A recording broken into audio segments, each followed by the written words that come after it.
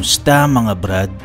Panoorin natin kung papaano sinalubong ng mga Russian si Pangulong Duterte nung bumisita ito sa Moscow, Russia noong May 22, 2017. Kung bago ka lang sa aking channel, huwag kalimutang i-click ang subscribe button at notification bell para updated ka sa mga kwento at trivia na gaya nito. Let's go! Nagtungo si Pangulong Duterte sa Moscow, Russia noong May 22, 2017 para simulan ang kanyang 4 na araw na official visit sa bansa. Ito'y para pagtibayin ang bilateral relations sa Russia. Dumating sa Vnukovo International Airport ang eroplano na sakay ang Pangulong Duterte kasama ang kanyang mga official delegation. Dumating ito mga past 11 ng gabi. Sa official visit na ito nakatakda ang pakikipag-meeting ng Pangulo sa dalawa sa highest official ng Russia. At ito nga'y sina Prime Minister Dmitry Medvedev at President Vladimir Putin.